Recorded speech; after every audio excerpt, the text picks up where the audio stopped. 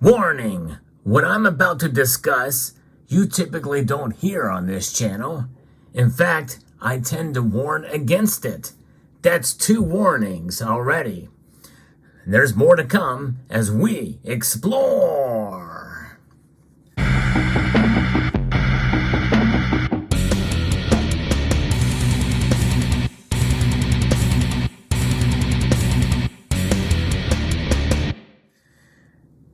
I pride myself on this channel for really kind of providing a balance and providing a balance against the fear mongering that tends to happen a lot in this community. Although, as you can tell by the title of this video, it seems like I'm in lockstep with that line of thinking. Now, I am fairly scared about what's coming from the research that I've done, and actually I've been quite hesitant on whether or not to produce this video or not. With that being said, even though I feel strongly about this, I do think you should do your own due diligence and research, and I want to hear back from you if you disagree with me on this particular subject, because I want to be challenged and I don't want to just fall lockstep in with the doom and gloom. But you know, doom is part of the title of this video, and there's something going on in the real estate market that is very troubling, and it's been brewing for quite a while. We've already started to witness it. In fact, the term doom loop is already trending, and we've seen it occur, and now we're coming through another pass of it, and yet another pass. Sooner or later, this loop is going to get to a point where something's got to give somewhere. And that's why I think that we're going to be heading to a very serious situation, a deep recession, I feel, if I'm right on what's happening here. I'm going to explain exactly what this urban doom loop is. And if you enjoy videos like this where I do talk about the news and how it relates to precious metals, I hope you will consider subscribing.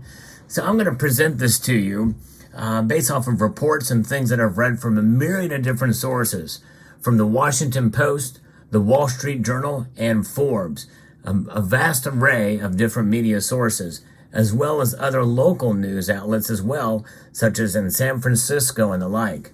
So what is this doom loop, and how are we seeing other things being thrown into the mix of the doom loop that could lead to serious problems down the road? In fact, all short of an economic collapse could be coming, and regardless of whether it's a deep recession or not, I think it could mean that gold and silver could explode. Now that's the part that can probably easily be challenged, and I want to be challenged on this. I'm going to give you my reasons why I think gold and silver are going to explode here later in the video. But first, I want to talk about the doom loop. This is probably a portion that most will agree on. So what is it? Well, it's essentially started with the pandemic. What happened during the pandemic? A lot of shutdowns. In fact, in retrospect, we've learned, or at least we should have learned, that most of them, in fact, not all of them, should have happened. We should have never shut down. And that is something that we're still paying for now. And I'll get to that here in a moment. So what happens is that more employees are working from home, if they're even open at all, some of these businesses. We saw a lot of service industry businesses close down and shutter for a long period of time and are still recovering. Some of them went completely out of business. And a lot of people got these checks from the government. The government spent a lot of money during the pandemic. And that, of course, contributed to yet the quantitative easing 4 and what we thought was to infinity until the Federal Reserve did intervene once inflation started kicking in there. But this has all led to commercial leases not being renewed. And then property values started plummeting. And that causes a big problem in mortgages and the like. And if leases and rents aren't being paid, well, mortgages are under stress. And we know what that means. But there's a whole lot in this second part of the loop that is continuing and running its own sort of loop that's going on that could affect the banking industry. In fact, that is the first thing that's coming in. We've already seen several bank failures this year. And although some of them were in risky assets, you know, such as the crypto space, nonetheless, this is something that the commercial real estate market could very well play a role in the banking system and more collapses of larger regional banks as well. And that's going to bring even more power to the big four or big five banks that are out there. So these property values are plummeting. That's the second phase of this that leads to plummeting property values. And that means that property taxes will fall, which will hit the city the city budget. Now, what can they do is they will raise taxes in other ways, and some of those other ways could mean raising the amount per $100, let's say, of value. They've just raised taxes on real estate, which is going to put more strain on property owners, which means they may not be able to afford to keep their buildings. But they'll also raise taxes in other ways, which will have a direct impact on citizens. Citizens always get the brunt of it. The people who work hard every day, and that means that that portion of it leads to a need in revenue. Not only that, but they could get bailed out by the state, or more importantly, the federal government, which means more printing of money to make that happen. So there's somewhat of a loop there that is not necessarily something that is really so obvious right now, but that's something that could happen down the road. And I'm going to be talking about that because that's going to give us another idea that's going to come at the tail end of all this.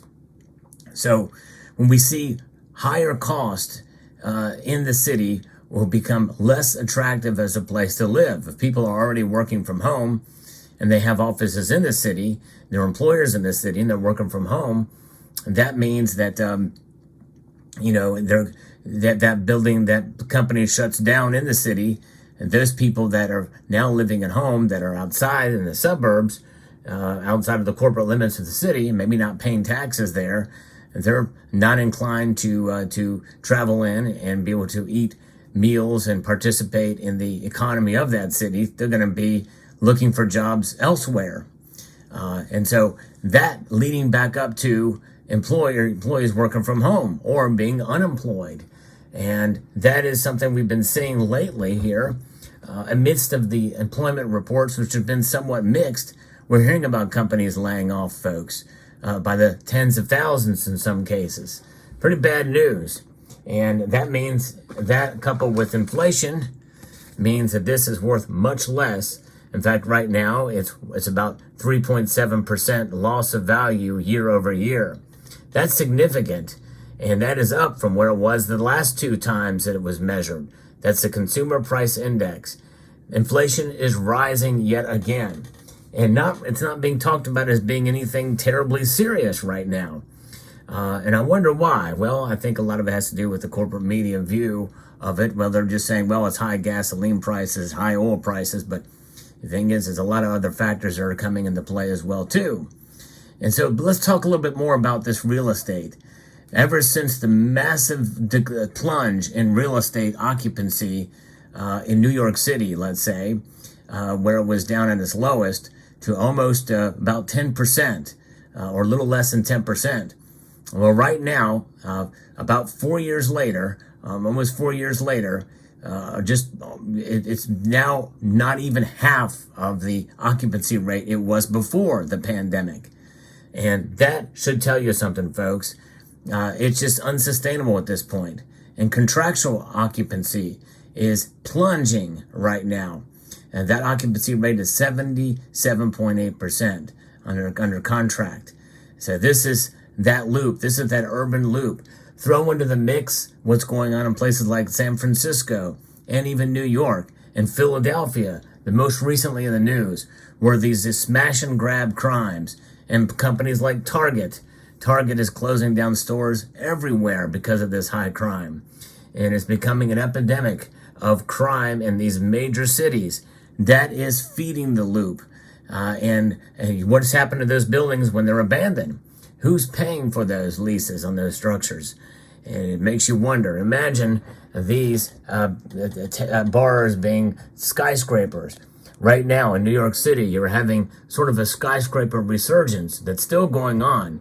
JP Morgan Chase, one of the biggest banks, or the biggest bank, is now building a super skyscraper in Midtown Manhattan right now, and it's about to overtake its neighbor, which was one of the tallest in the city. And that is going to be, continuing to be built, and they will be protected likely. And they're in the heart of that.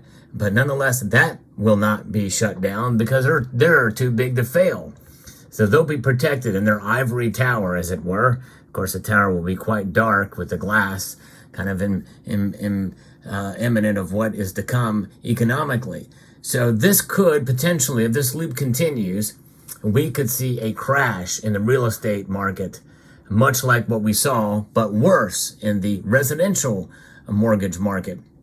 And that is what led to the financial crisis of 2007 and 2008. And that financial crisis caused the Great Recession. This could be worse. Why could it be worse? And why will gold and silver explode? Well, it could be worse because all of the money that's been put out there already by the federal government, and some of it still hasn't been spent yet on the CARES Act, all of that money that's put out there has contributed to inflation. And we've had quantitative easing 4 times. Now we have quantitative tightening, which has pulled back the money supply. But nonetheless, Congress has passed several massive pieces of legislation that calls for much more federal spending to come, which means that inflation is likely going to stick around. And that means that with all of this happening now, and with everything that they've done to try to stimulate the economy, and the Federal Reserve raising interest rates and continuing to do so, and at least that's what's been planned, that there's going to be one more rate hike this year. But some of that calculus has changed as of late. They're thinking now they may pause by the end of the year and be no more rate hikes, because maybe the Fed sees this coming too. And if the Fed sees this coming, then they are going to be kind of holding the line there. And we very well may see a pivot very soon. And if that happens, watch out. Gold and silver will spike up dramatically, especially if it's an unexpected pivot. That's the first thing. The other thing, if there is a crash, much like what we saw, leading up to the financial crisis of 2007 and 2008, and we see some more banks collapse because of the real estate market, and we start to see other companies go under. It could see banks collapse. We could see unemployment, and we will see the dollar, which used to be the safe haven, no longer be that safe haven, and people will run to the safety of gold and silver, or the perception thereof.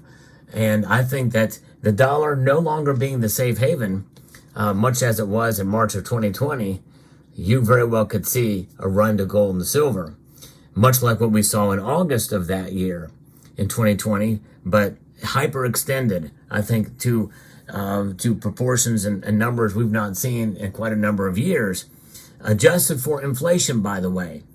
And some say that this could happen sometime in 2024, where the real estate doom loop that we're seeing here can only run its course for so much longer before we see this thing move, especially with the occupancy rate and the and other factors that are coming our way.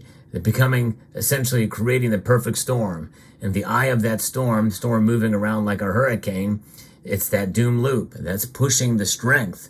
Think of it like a hurricane, and maybe right now it's at an F1, but it very well could be, or category 1 rather, hurricane, and in due course we could see it run up to a category 3 or category 4.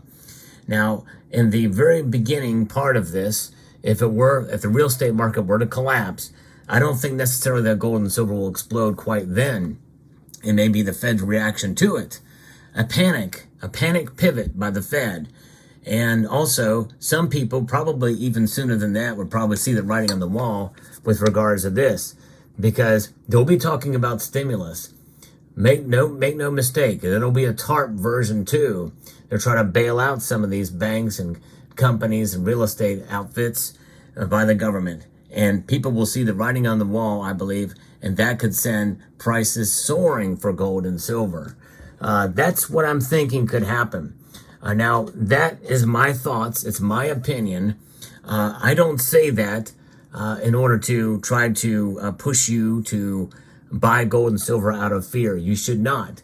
You should take what I'm saying for a grain of salt. But nonetheless, this does concern me. It is a big deal. And I've read enough about it that I think that this could be the catalyst that sends the economy into a tailspin.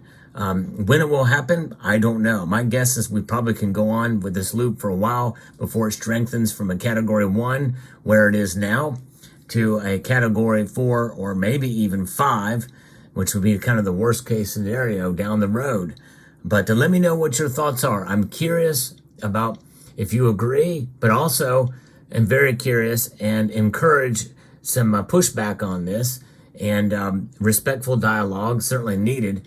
Am I overreacting in my analysis here? Let me know what your thoughts are on it, because I don't want to be overreactionary, because that's not what this channel is about. But one thing I do want to know is being realistic about where the economy is, where the sectors of and gold and silver and how they interact and how they play a role in our decision making, and how we can protect ourselves with gold and silver. Gold and silver are the ultimate forms of protection and insurance policy, if you will, but you should only buy it based off of your own understanding of it.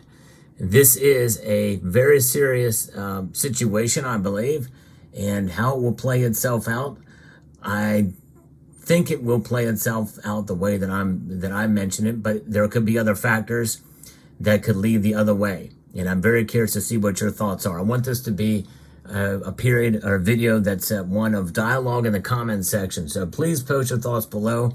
Maybe I'm missing something here, but I'm pretty scared about what's coming down the pike.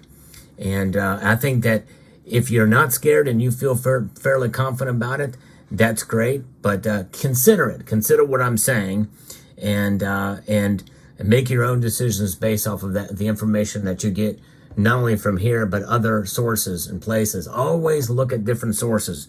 I did that before I did this video. So let me know what your thoughts are in the comment section down below. I hope you found this video informative and insightful and educational. I would like to extend a multitude of gratitude to you all for watching, and to encourage you to please rate, share, comment, and subscribe.